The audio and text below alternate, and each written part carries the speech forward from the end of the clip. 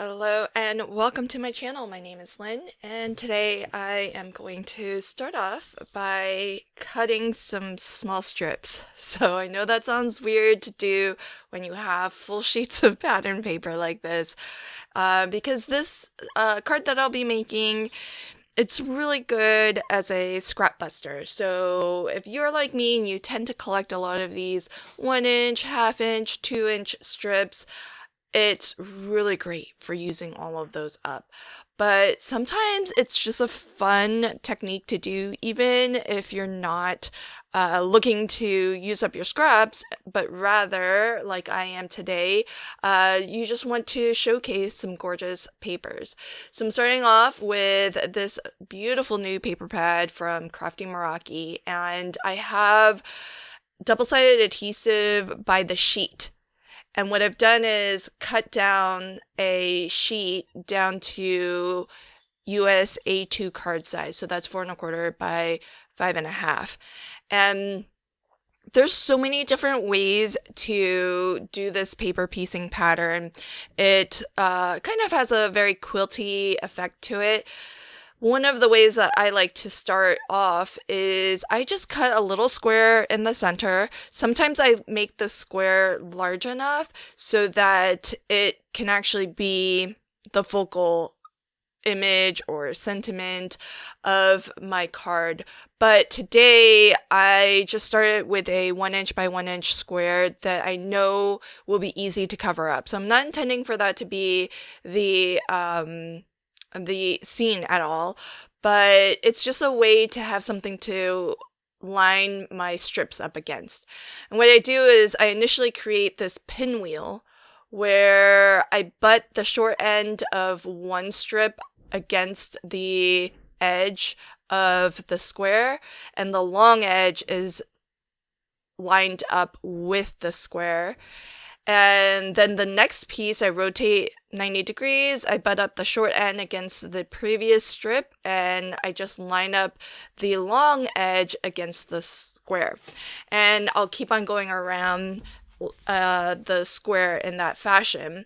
That sets the starting strip for each of the 4 quadrants that I'm now working within.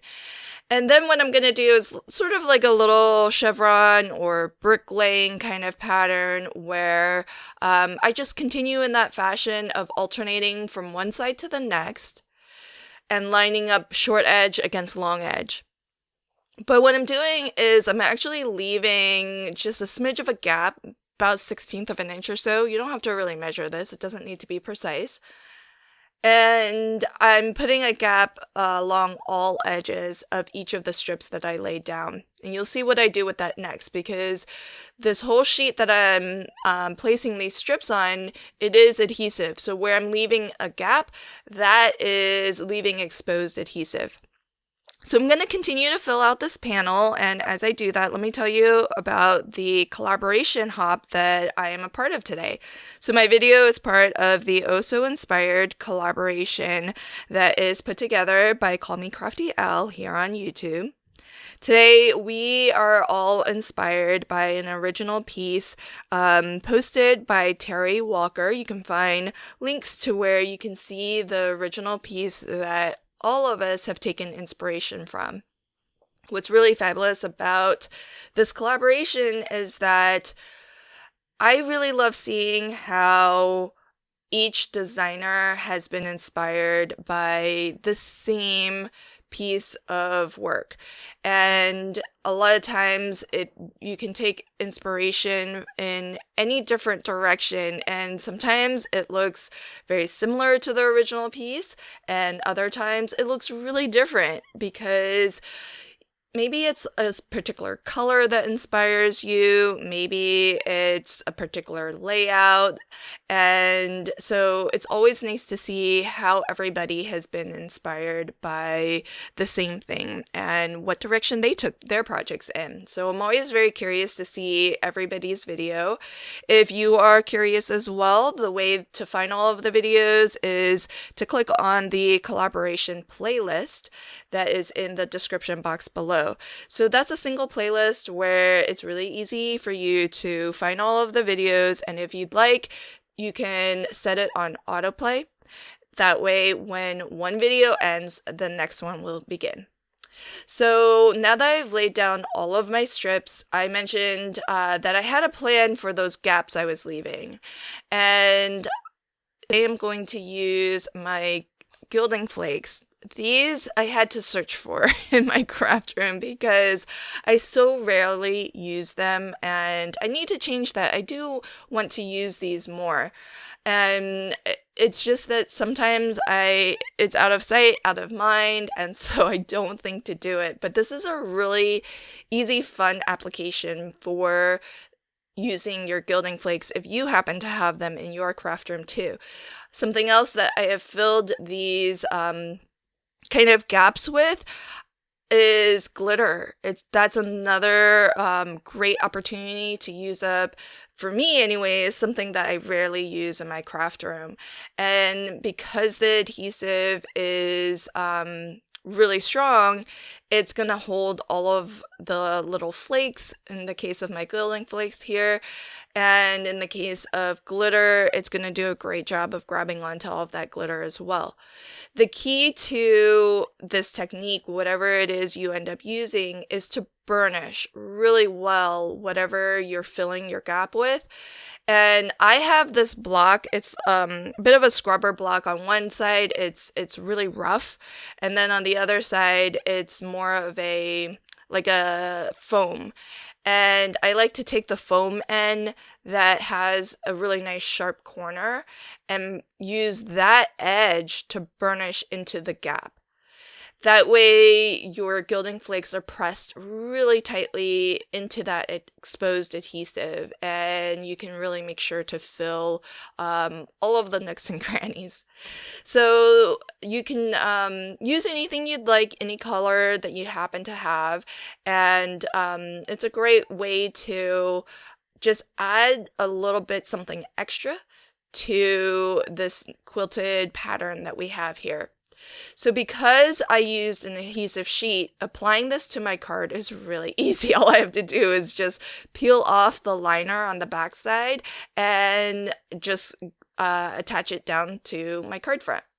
So that's as easy as it is to create one of these panels. You could actually, instead of cutting down the adhesive sheet, which originally was 8.5 by 11, and so I cut it down to just my card size, you could make an entire sheet of this and then just cut it down as you need, as you want to use it, basically creating your own pattern paper. And what's best about it is that it already has adhesive on the other side, so it's really easy to use it. And you can use it in smaller strips, full panels. I think I might do that one day because I've never actually made a full sheet, but thinking about it now, it feels like that would be a really handy thing to have. So I think that might be a fun endeavor. Now, to finish my card, I have die cut some ovals just to nest over that initial starter square that I created. And so that's completely covered, and now I can sort of build my focal image. And here I'm using, again, Crafty Merakis. I love these Meraki moments, sentiments. I really, really hope they release more words. I'm using the word hey in the die cut form because in this collection you can get this lovely scripty font as a stamp, as a hot foil, or as dies. So really, really wonderful options there. And then to make this really quick focal area, I've actually used some EAP that has the coordinating dies so that I can cut out that gorgeous floral spray to use as an accent along sort of one edge of my frame there. And I did have to cover up that really lovely swoop of the Y, but I didn't want to put the flower behind the sentiment, so I figure I'll just have to sacrifice a little bit of that part of my sentiment. But I do love how this turned out in the end. I like to keep the focal area nice and simple so that that background made from strips really stands out. Let me know what you think of this card. I hope you'll continue to hop along and check out everybody else's video as well. Thank you so much, and until next time, happy crafting and have a fabulous day. Bye!